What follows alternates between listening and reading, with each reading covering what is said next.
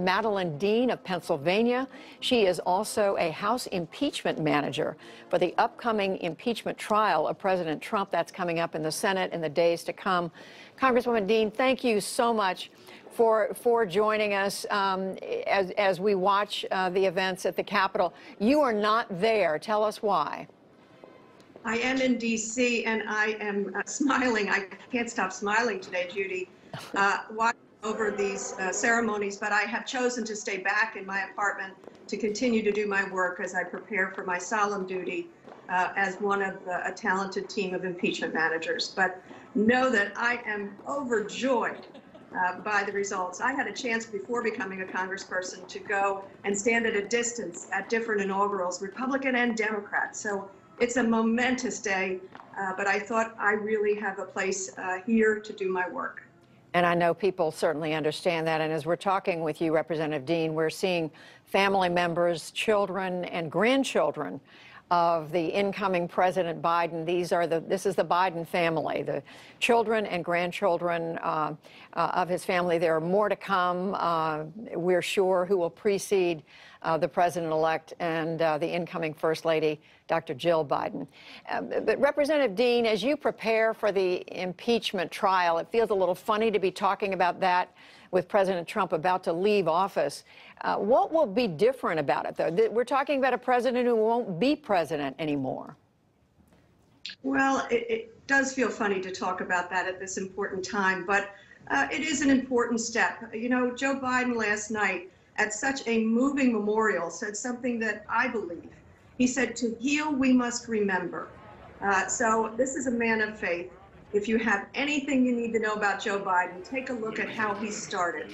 Last night, he started by trying to heal the nation. That meant something to me and to my family. My mother-in-law died. Joan Canan, a girl of Scranton, died May the 3rd of COVID.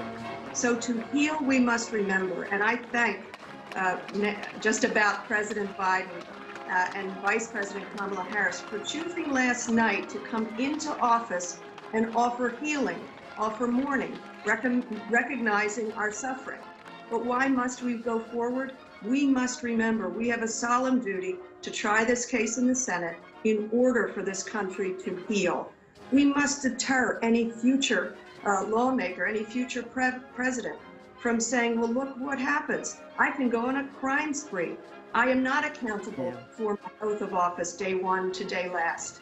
So we have a solemn duty, but for today, I told you, I can't stop smiling over the hope and the optimism that I feel. And it was laid out so beautifully last night by offering us a time to mourn.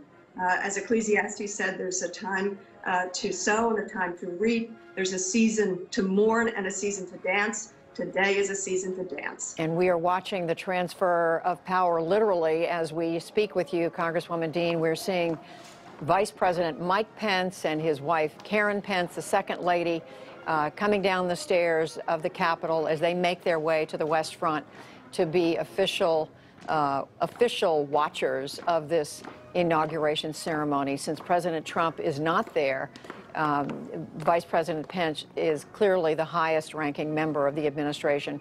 So you do have a different symbol, but a symbol of the peaceful transfer of power. Just one more quick question for you, Congresswoman. There are people saying why, yes, they may not agree with what President Trump did. It was terrible, but let's move on. Let's move to the future. And you're taking up time that needs to be spent with dealing with the pandemic, dealing with the economy, dealing with the environment. This is going to eat up precious time on the part of U.S. senators. Well, I believe that the Senate is the greatest deliberative body on earth. They have the ability, and you saw them dig in immediately this week on confirming and having hearings on nominees. The Senate can do both, can help establish what needs to be established in terms of this president's administration. But we have, I believe, we cannot simply turn a page and pretend it didn't happen. What happened 2 weeks ago, think about it. Here you just acknowledged Vice President Pence. 2 weeks ago, insurrectionists incited by a president came in chanting, "Hang Mike Pence." You can't simply forget that and turn a page and think that we will ever heal as a nation. So we have to seek truth and justice, accountability and deterrence. And the observation, think of what the president's about to do. He will swear his oath on a Bible, as did Donald Trump 4 years ago. That oath must mean something. That's sadly why we must go forward. It won't be a distraction. It will be a first step toward healing.